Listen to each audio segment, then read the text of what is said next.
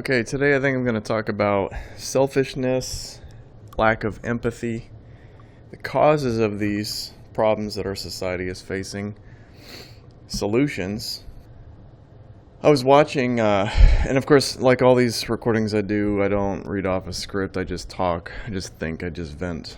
I was watching this video on YouTube about those 3 teens who murdered that girl by throwing rocks at the back of their vehicles, and they could have murdered other. But yeah, those guys who, they could care less what happened. I couldn't believe the guy who was like, is this going to affect my Marine enlistment? Are you kidding me? You know, you just ended someone's life because you were stupid and lacking empathy, thoughtless, so absorbed with their own little experience that they could not fathom that there are other people just like them also on this planet. I mean, how did this happen? So I want to get into this. I'm going to zero in on 2 things, one that you might suspect and one that you might not. 2 of the main causes for the growing selfishness of our culture. Number 1, it's pornography. People are physically rewarded for gratifying themselves. Okay, this is not something that happened in human society until we had internet, until we had the ability to sit in a room and goon, like a lot of these clowns. They sit in the room and they goon all day. Whether middle school, usually when it starts, middle school and into high school, they're just gooning all the time. And then if they do get a relationship, which is really sad and scary, and I would hate to be a parent of that, but they're only using the other person to gratify themselves. It's backwards. Sex is supposed to make the other person feel good because you love them. And sex done out of almost any other motivation is sin. It's sadistic, it's cruel, it's selfish, etc. And what happens when you commit sexual immorality like this? Well, Sodom begins to show itself. The culture becomes more and more like Sodom. Sodom was a culture, from just what we can briefly see with the guys who saw the 2 male angels, according to the story. They wanted to go and grape the male angels. And so what we see is this selfish, sadistic, cruel, destructive mentality. And so I would blame pornography as one of the main reasons for the growth of selfishness in our culture. However, there are other things to blame. Now I want to talk about the one that nobody really sees, but I can see it very clearly. It's our education system. Everybody is singled off on their own, that you will rise or fall on your own. There is no we succeeding as a group, as a nation, as a collective. It is you are each an individual slave. You're graded on how good of a slave you are as an individual. And we also live in a society, a capitalist society. Well, it's late stage capitalism. It's not even actually operating like capitalism anymore because there's really not any competition in almost every major area. So we're looking at the last stages of capitalism playing itself out until we figure out what else we're going to do after this, because we tried this for a couple hundred years and it failed miserably. But because of this capitalist selfish mentality of it's all about me, and our schools are set up that way too, where you're graded how well you do. Your classmates may fail, but you succeed and you don't care. You move on to the next level, they don't. Now, I know the voices and the trolls out there are like, well, what are we supposed to do? Prop them up too? No, that's not what I'm coming at. I'm coming at the focus that people are given. Only think about yourself. Don't think about anyone else. That is the devil's philosophy. When Jesus was here, he taught us to think about others. You see, he had empathy. When that wealthy prick came and justified himself to him and said, good teacher, I've never sinned. What else is there anything I need to do to go to heaven? And he's like, yeah, you lack something. It was empathy that man lacked. He said, sell your wealth, give it to the poor, and then you can follow me. And the man would not do it. Okay. And that's the wealthy in a nutshell. I've always said you can either have wealth or you can have empathy, but you can't have both. You'll eventually betray one for the other. This is why wealthy people are jerks. This is why they are all without empathy. You cannot hoard up a massive amount of resources and keep it into old age while also having empathy. Their empathy, if they have any, is very small and pathetic, usually only used for tax write-offs.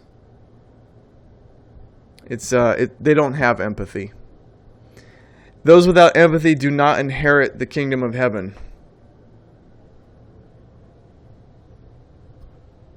The proud and those without empathy do not see heaven. And so I would encourage you to have a change of heart.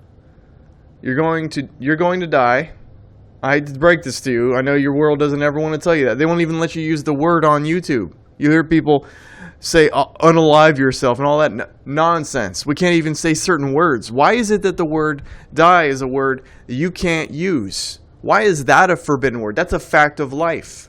Your life in this world will come to an end. Why can't we use that word? Why can't we talk about it? They don't want you thinking about it. That's why. What do you think? You've got so many people, especially in the boomers, that think they're going to live forever. They're saving money up like they're going to live for the next 2, 3, 500 years. It's insane. And speaking of boomers and selfishness, yeah, one of the most spoiled generations in human history was the boomers. In fact, I would say they were the most spoiled generation. The ratio of the cost of living to income ratio was the best it ever was. If they were a boomer in the United States of America in the 20th century, they literally lived the most spoiled life in human history. I don't know when it's ever going to come close to that level of comfort, but I got to say this, it seemed to really ruin them as people. It really did spoil them as people. It really did. Their perspective on everything is bizarre. They have no empathy. When they tell young people, you just need to work harder, they themselves haven't worked for at least 20, sometimes 30 or 40 years, and they're telling you that you need to work harder. When they have never even come close to working the crappiness levels of the jobs that like millennials such as myself and Generation Z have had to work. They have not had to work these jobs for such pitiful amount of pay. It's basically slavery. You literally don't get ahead in any way. You can never retire. You only work just enough to go and do it again the next day. That's slavery. You're just choosing where your slave quarters are. That's all. And the boomers have not felt that. And I can just show you the numbers of the income to cost of living ratio to justify that statement, that the boomers have not felt that stress. So, and it's sad because they watch their children and grandchildren go through this, but they themselves still hoard money. They themselves still hoard properties. And they rent out to like Generation Z or millennials, and they take every dollar those people have. And the houses are paid off. And they just want more when they've already got enough to live off of. So understand that when I am continually condemning the wealthy, although I'm mostly talking about billionaires, I can still say that it applies even amongst the average people in society, like boomers who are, millionaires and have multiple properties and they've got enough. And they'll still gouge these poor young people. They'll still gouge them. So have a change of heart so you won't be condemned. Because I'm telling you right now, if you do not repent of your sins, you will be condemned. So I put this out as a warning. But what I'm seeing here is a lack of empathy, because I can sit here and scare you about the consequences of doing evil, just like those boys are scared of getting caught, scared of the law, the consequences of hurting other people. But the root of the problem is they had no empathy. There was no part of them that said, you know what? Someone could get hurt from this. Someone could even die from this. I don't want to do this because I wouldn't want someone to do that to me. It's, I think, the judge in their case, said like they had no regard for human life at all.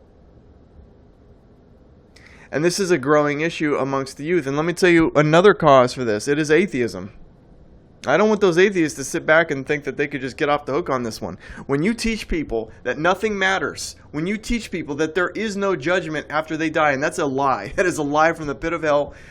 Anybody who is not saved will face judgment. They will burn under God's justice into destruction. It will be very painful. It will last a long time. They will go to nothingness. They will face every single thing they've done their entire life, how they've hurt people, and they will feel what the other person felt. God's justice is perfect. And at the end of it, they will beg for destruction, and God will even grant that. But we live in a world of fools who are atheists. The people who believe this world just caused itself somehow, and they don't want to rationalize that. They believe that they're somehow more conscious than the mind behind all of existence.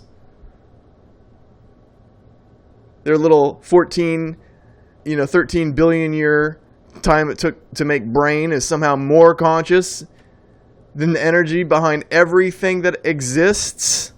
They assume that it's less conscious than them. I mean, how ridiculous can you get? Literally, atheists are about as foolish as you can get. If they're right, they'll never know. If they're wrong, man, are they going to know? Atheists really are fools. And not only are they fools, not only have they fooled themselves, because they were lazy and they didn't want to continue to pursue the truth of the Gospels and understand deception has gone on, yes, in the Bible. As Jeremiah 8:8 talks about the lying pen of the scribes, yes, evil religious people twist all the time, and I get that, but they were lazy. These atheists, they did not continue to pursue. They gave up early, and so they just live in doubt. And they tell the youth that there's no justice beyond this. Just do what makes you feel good. Again, there's the selfishness. Only care about yourself. Do what makes you feel good. Right and wrong don't really matter. And the youth, Generation Z, and this new Generation Alpha, they are just taking all of this in, and they are the product of atheism. So when you see all these youth who are insanely selfish, self-absorbed, only care about how this affects them, like that guy who was crying, I thought he was maybe going to show remorse for what his actions of him and his friends did. Nope.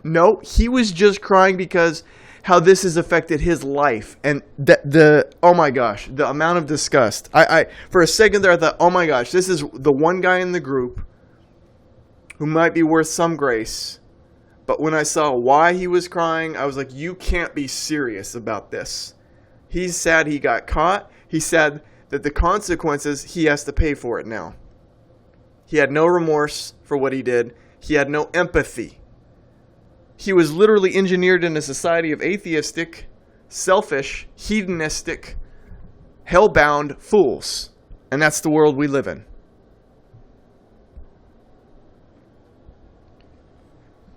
So I blame atheists for this. I blame pornography for this. I blame capitalism for this. I blame our education system for this. One of the other attributes that is unique to our time than any other time. So we are, yes, in, I would say, the most selfish time in history. I would also say that we are in the most vain time in history. And this is a thanks to, and I'm saying that sarcastically when I say thanks, to social media and phones and everybody snapping pictures of themselves. So I want to brag about my humility here a little bit. I have only a couple pictures on Facebook. They're not of me, basically. It's just me and it's just my dogs mostly.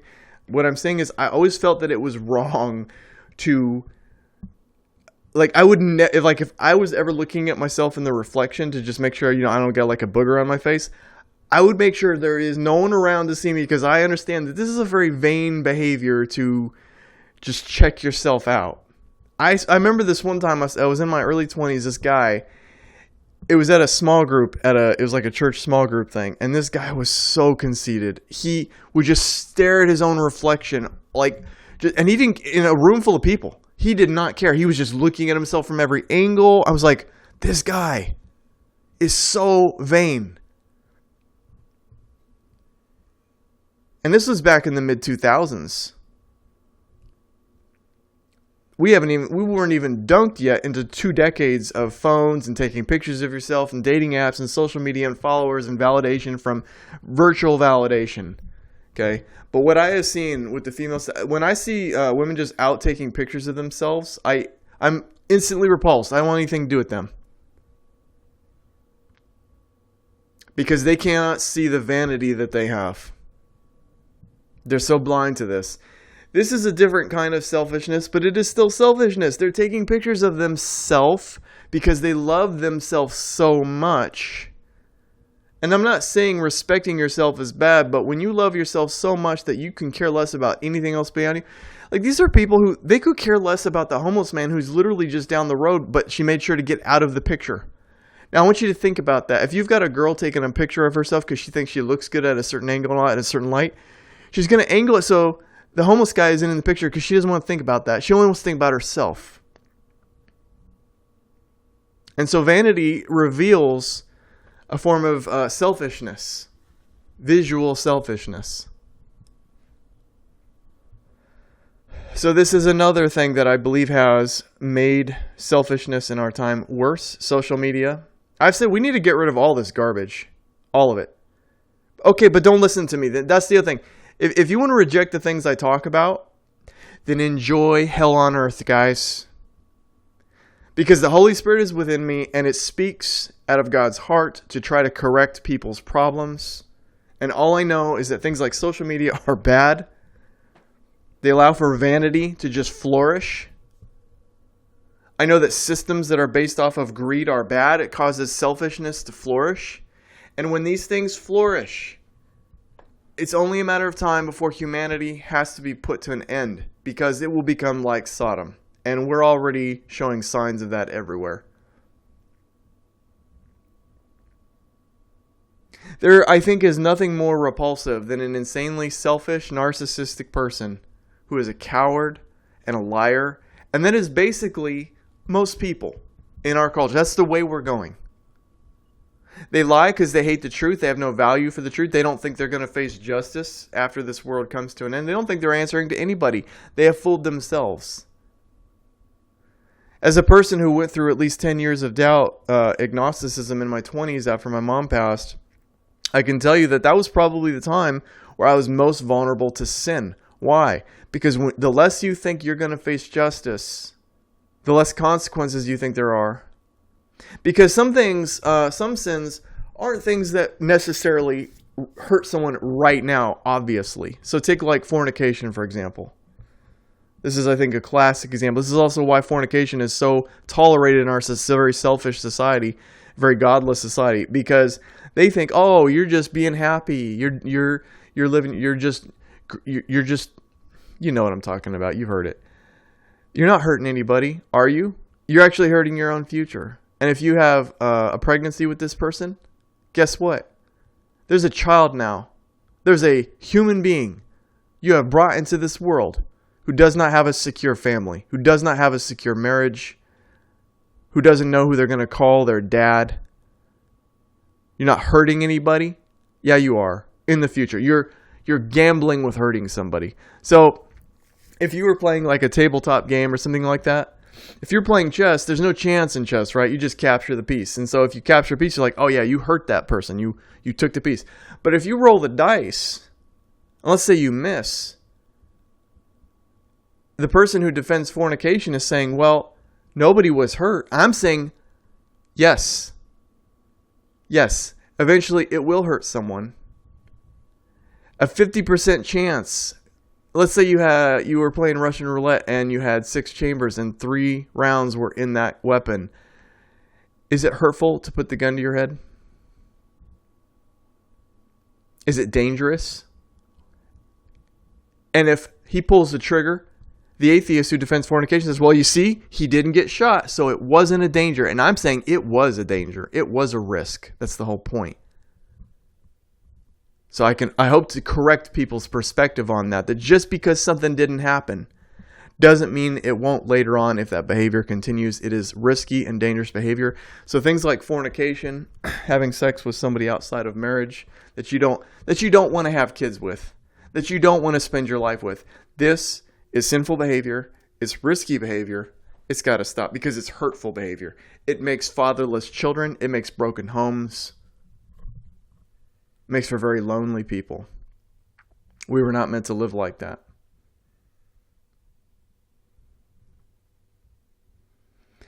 So things like fornication and greed are those gray areas where people say, well, it doesn't really hurt anybody, but it does. Now, greed actually does hurt people. It exploits people. It does. If everybody is greedy, then the few who own it. I've talked about this. I don't want to keep going. I've talked about this so many times, but go listen to those recordings. That's what I talk about more than anything, is how greed and selfishness with money is actually why the world is enslaved. I've talked about it so much. I've got fatigue of talking about it. But in summary, yeah, greed actually does hurt people. It exploits people. It at the very least ignores people in need. And at the worst case, it owns thousands of people you have them working for no future, nothing, just so they can get up and do it again the next day. And if they stop working, then you kick them out of their slave quarters, and then they're homeless. They usually have very bad health issues when they're homeless, etc. So greed actually does hurt people. It's things like fornication where people will say, well, that doesn't really hurt anybody. It does, though. It does. And how does homosexuality hurt people? Well, I'm the one that has to talk about this stuff because your pastors won't talk. Your pastors treat you like you're in 5th grade and they got grandma in there and they don't want to upset anybody because that's how they make their livelihood. So now people like me are forced to have to be the one I'm that awkward uncle, right, that tells you just the way it is, and how it is. And yeah, how does homosexuality hurt people? Well, first of all, if everybody was homosexual, there wouldn't be humans anymore.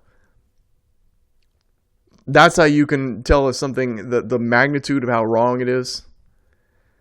If everybody murdered somebody, there'd only be like one person left, basically, on Earth.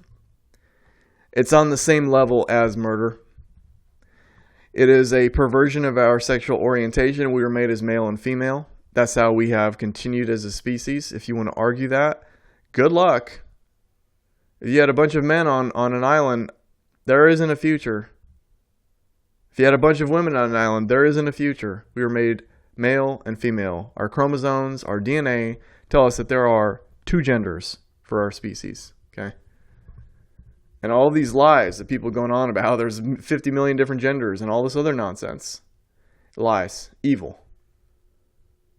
That kind of evil gets our current leader in office, The American people got played, man. People voted for the guy who's in office right now because they could not bring themselves to vote for the people who are saying there's 50 genders and trying to pervert the children. And so they felt like the lesser of 2 evils is... They ended up actually voting for the more evil one, in my opinion, but they got tricked into it by thinking they were voting for the lesser of 2 evils. Lesser of 2 evils is still evil, so... We are male and female, and homosexuality would end our species. Now, someone said, well, what if we eventually can change that? It's still wrong. I shouldn't have to... Oh my gosh, I shouldn't have to say this, but this is the times we live in. Now, if I was living in the 90s, everybody just knew it's wrong because they hadn't been brainwashed by decades of homosexuals in Hollywood normalizing sexual immorality. And that's what we've been seeing. I know I talked about that in the last video, but I want to talk about it again. I feel like it. Is we've seen the normalization of every form of sexual immorality. Fornication, it's been normalized. It's probably the most normalized of all sexual sins. Adultery, they call it cheating like you're playing a video game. That's been normalized. There's not even a punishment for it in America. How is that? A marriage is a contract between a husband and a wife, and you violate the contract, or the person who's cheating violates the contract. How is there no consequence for that kind of a contract?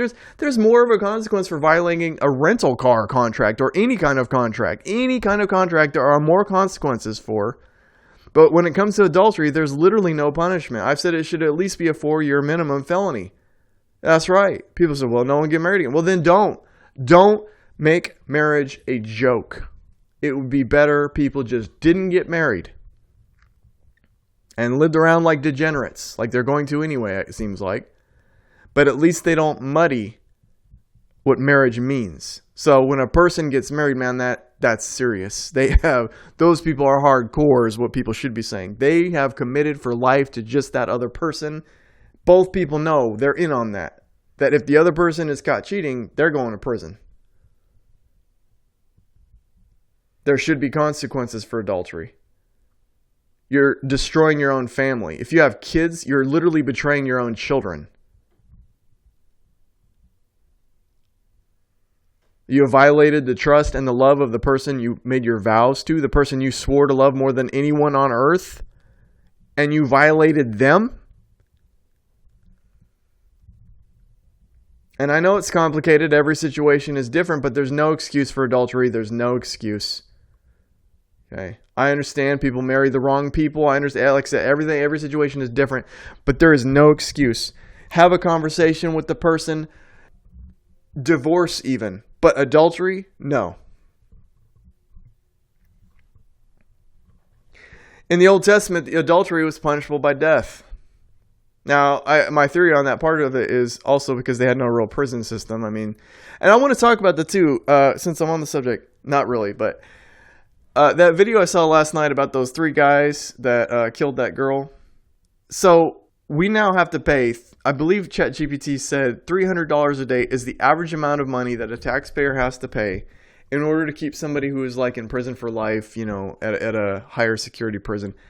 That the cost of the guards, the facility, everything involved in keeping a prisoner, it's about $300 a day. So now we have to pay $300 a day per prisoner. I can't remember the numbers. Go run it yourself to find out what the numbers are. But it's something like, I don't know, $54 million a day or something like that. A day. This is an insane waste of resources. These people murdered other people. We don't need them. And if they're in there for life, for what purpose? I mean, really, for what purpose? Now, I can hear the Christian out there say, well, give them 1 or 2 years in prison for time to repent, and then beyond that, then cut them loose. Then send them to the beyond. But why would we keep someone around for 40, 50, 60 years at $300 a day, guys? No, man. There's a lot of ways you could do this. You could just end their lives like they ended their victims and save the taxpayer a lot.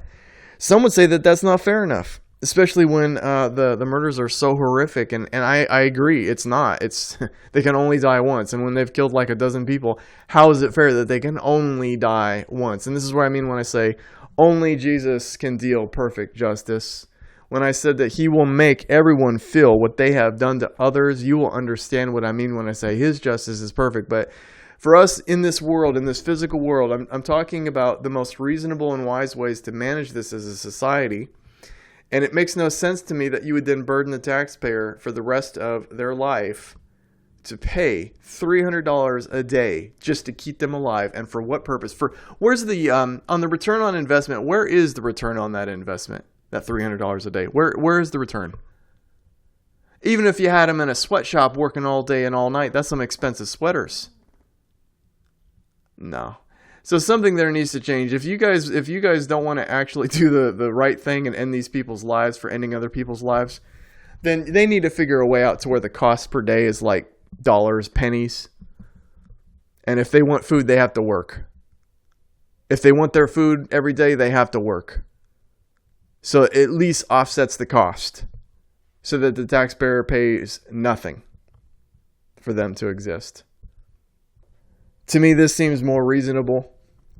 But the way we have it set up where people are forced to pay for these people $300 a day, ridiculous. Another issue is, here's another one that comes to mind, is that selfishness also, I believe, is a genetic issue.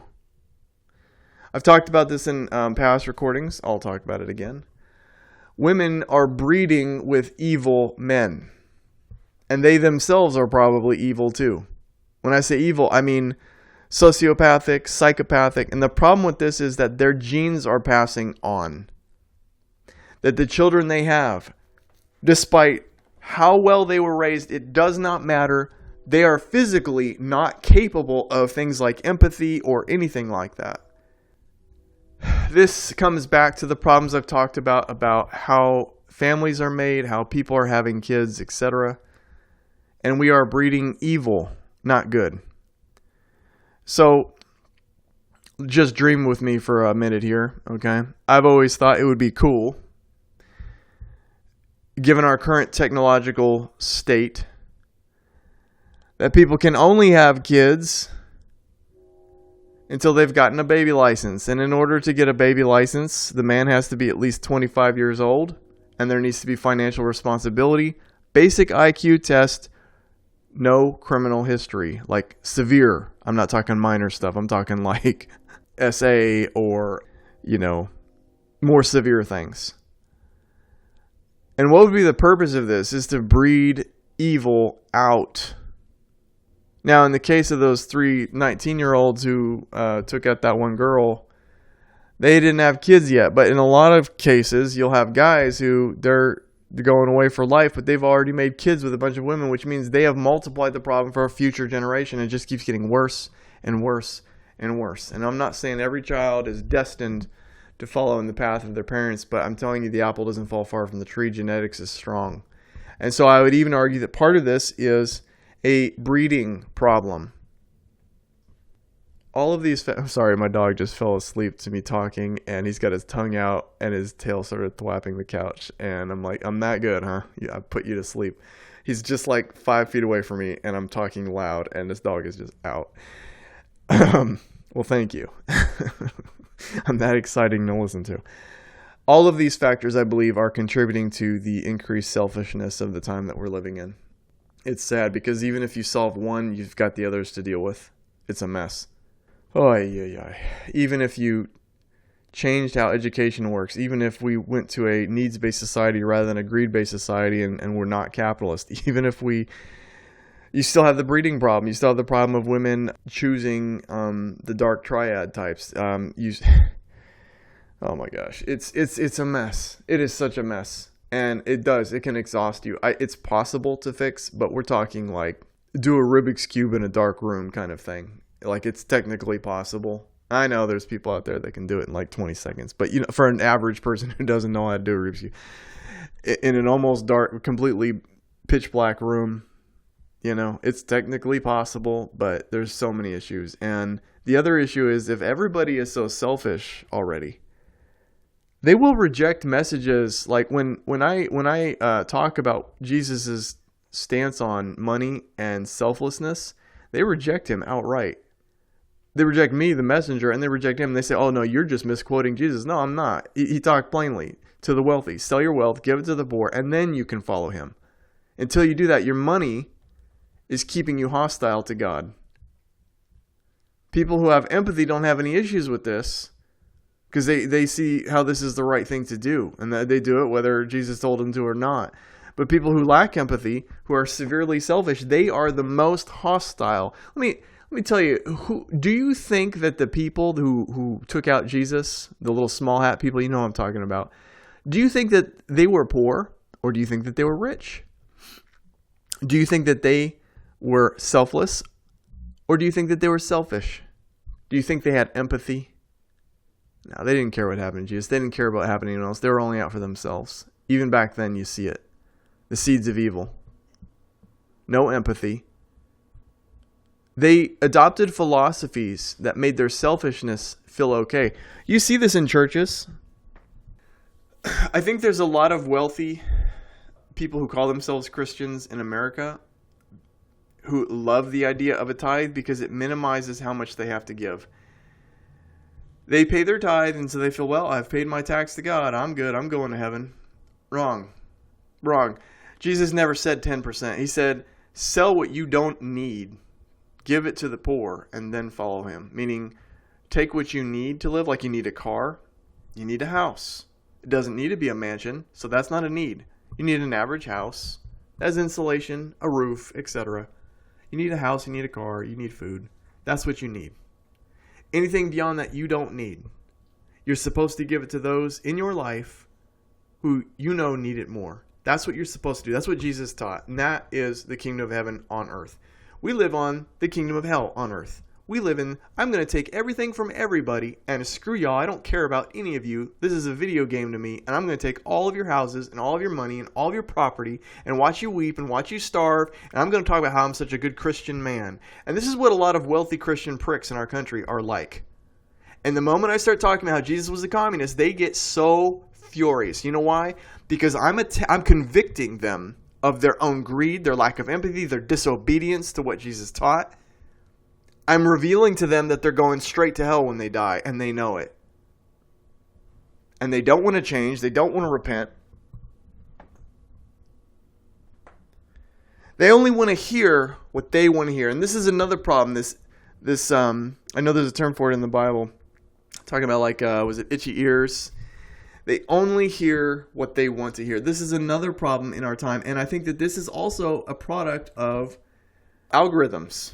So before there was the internet or algorithms, people could hear lots of different ideas and philosophies.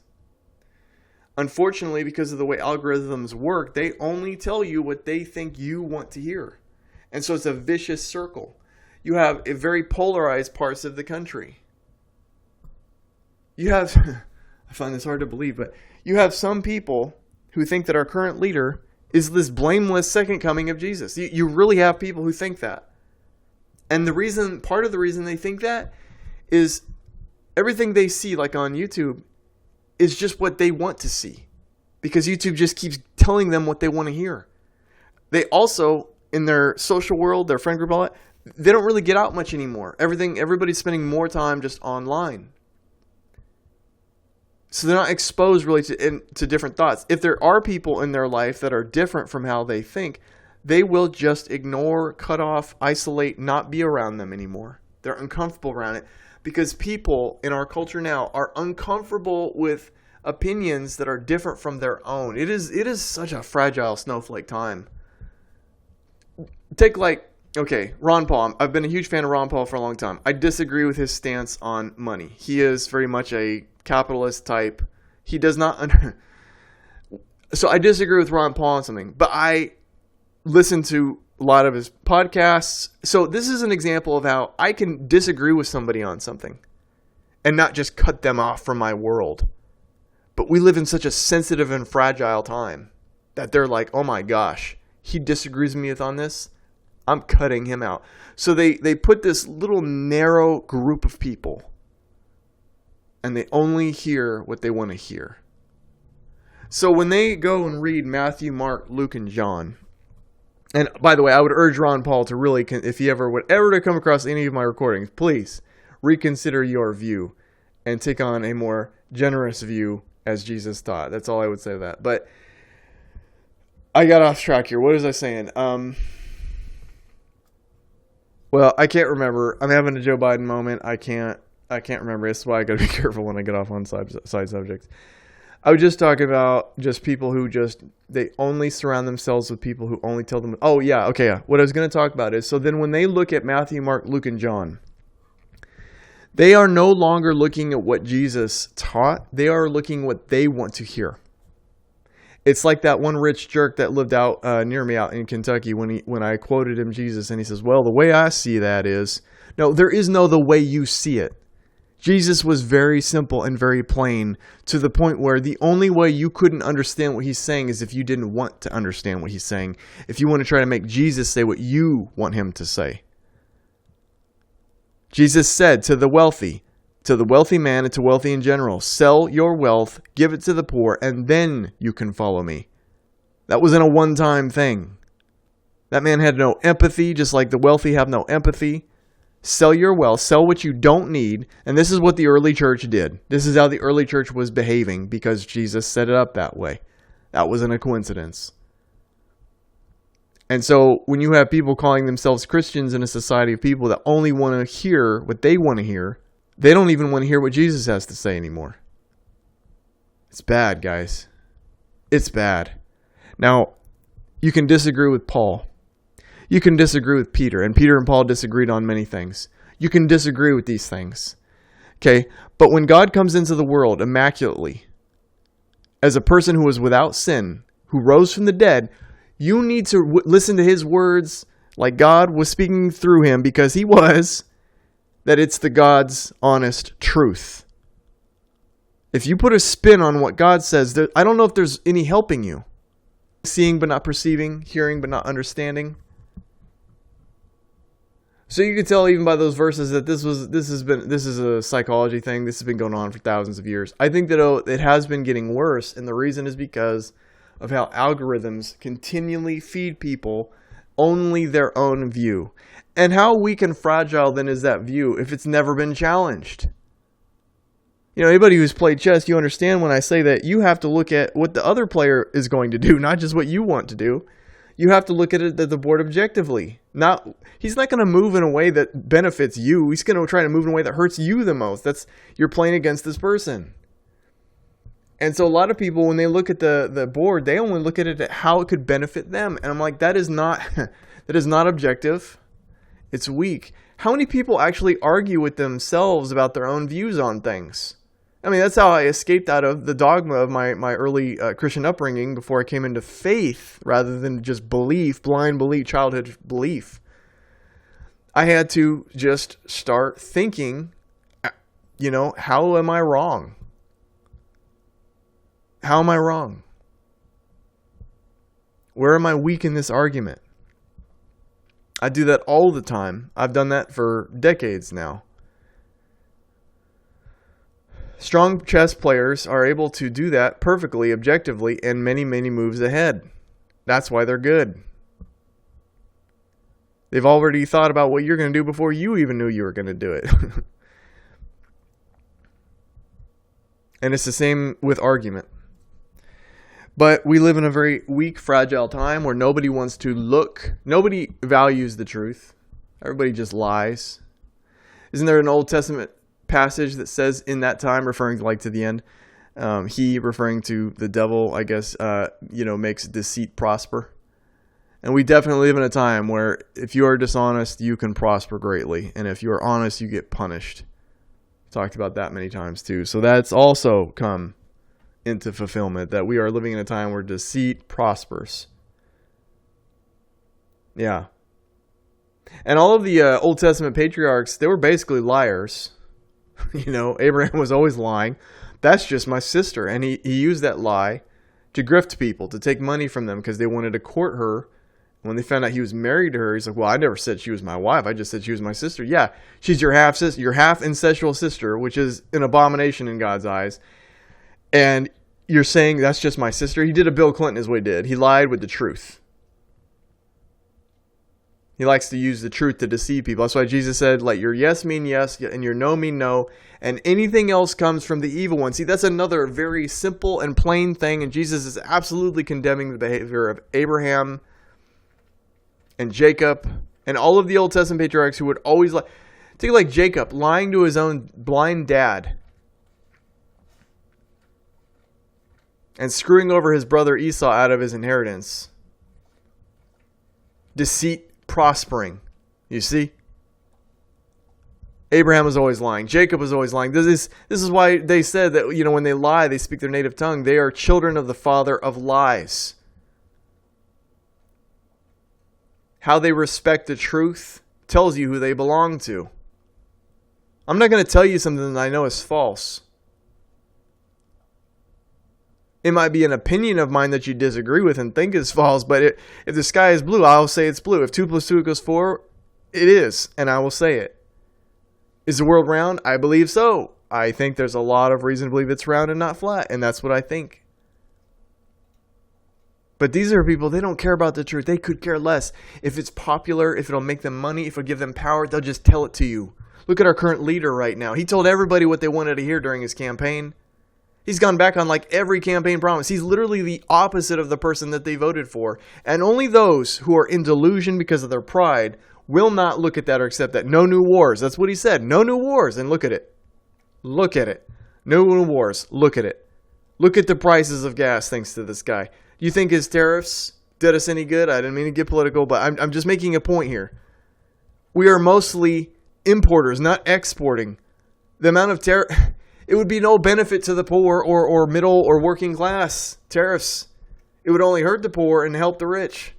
It's insane to me. And most of the stuff he talked about doing, he didn't talk about until after he was elected, My point is, though, this is an example, a real-time example of how people and their pride will keep them from looking at reality the way that it is. They're so invested now in a fantasy, in an idea. They don't want to just be objective, step back and say, wow, I messed up. I messed up. Now, I mean, there are some who are, and I applaud you, because the mark of a fool is a person who can't admit that they were ever wrong. Growth comes from admitting being wrong. You think who's perfect, right? Other than the one immaculately conceived. Who is perfect? Who came into this world perfect? Knowing everything. We've been wrong as people about all kinds of things throughout our life. The question is, can you admit it? Can you grow from it? Can you correct? Because a wise person corrects. A fool refuses correction. You see a lot of this on YouTube in the comment section too. A lot of fools in the comment section. These are people who only hear what they want to hear. They get outraged by anything that disagrees with them. They don't seek to understand. They just seek to confirm their original bias. Take like that rich prick who approached Jesus and belittled him, calling him good teacher. Okay? He assumed he was going to heaven. That was his bias.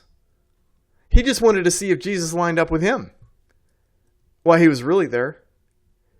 He just wanted to see if Jesus would tell him what he wanted to hear. I'm sure because he has money, a lot of people tell him what he wants to hear. I've noticed this too. People who have money, everyone around them is just nicer to them. And Jesus condemned this behavior. He said you treat everyone equally. In fact, he even said, it's the rich who oppress you. It's the rich who take you into courts and sue you. Why are you so nice to them? He's talking about you need to be nice to the poor just as you are to the rich.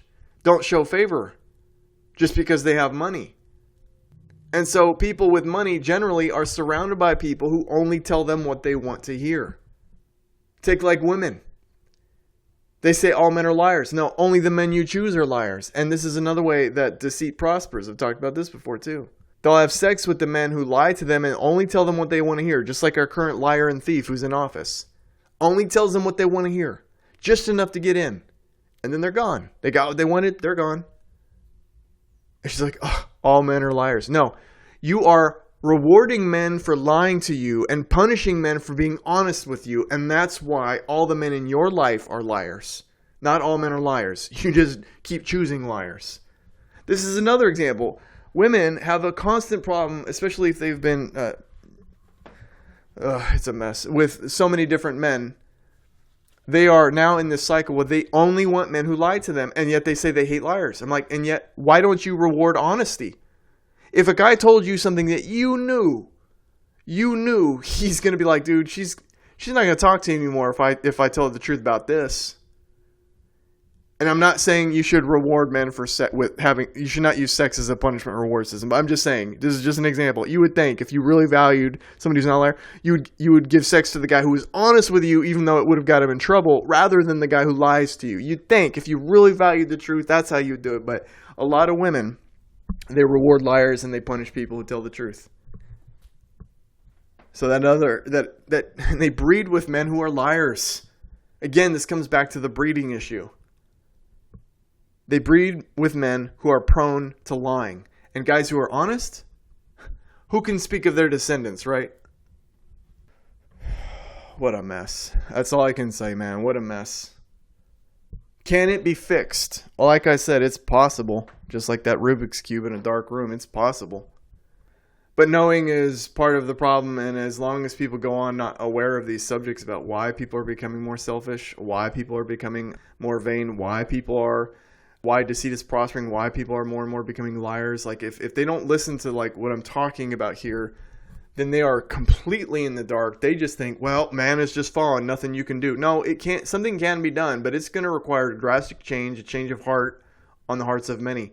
And if people are comfortable with living in hell and the misery they are, working for two houses for their one house for the bank, and as the wealthy oppress them, in relationships where the women have children with other men, broken homes, and they prefer liars. If you want to live in this kind of a world without empathy, of selfish, narcissistic vanity, if that's the world you want to live in, then don't make any changes.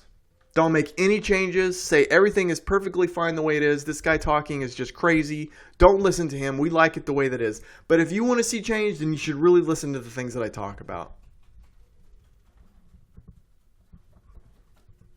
Because I'm not here for myself. Let me tell you something. I could be a very rich person.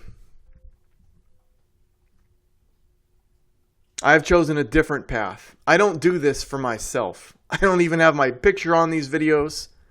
I don't want to have my picture on these videos. I'm not a bad looking guy. I just don't want my picture on these videos. I put my first name, but that's okay. Nobody even knows my last name. What is the purpose of that? To make sure that everything that I say is for God's glory only. The last thing that this world needs is another false prophet coming around for his own glory and his own name. This ensures that the spirit that is within me can reach humanity. This ensures that I can actually do what God has called me to do without becoming an obstacle, an idol. I was just watching a number of different videos on just the origins of like Jehovah's Witnesses and all stuff. It's like, man, this is a cult. This is a cult. What is it about some people in society? They're just drawn to a certain charismatic leaders, whether it be our current liar and thief, or whether it be, the leader of like the Jehovah's Witnesses. Why is it they're just drawn to these people? Like, I've never felt the need to be drawn to these kind of people. Why is that? Part of that is because they did not understand that if a man comes from God, there's going to be some humility involved. You're not going to see him profiting anything from this. Jesus led that by example, for heaven's sake. He profited nothing from his time here. It was detrimental to him. John the Baptist, who Jesus held in high regard, also detrimental. Peter was not known for having wealth. It wasn't until after the early church, until you started to see Christianity become popular, that you started to see church leaders starting to actually financially benefit from their position, and that was the problem right there. If you want to lead in God's kingdom, in this world, it can't be about you. You can't benefit from it. You may think I'm wrong, but at least you know I'm not trying to do this to pilfer people for their things. Just every time I see these pastors, man, in these large churches that got the big expensive car and live in the big house and all that, and the people coming into their building are like broke, and they're just pilfering them at the offering plate. It's just ridiculous. Wolves in sheep's clothing, man. I think it's possible to change. That's something, and that's something worth considering. And maybe part of the problem here is maybe it's just going to take time. It may take centuries. It may not be something we see within our lifetime, but I do think that we need a cultural shift towards empathy, towards truth, towards the divinity of Jesus, and respecting his words and his message as such. So on that note, I'm going to leave it for today. Till next time.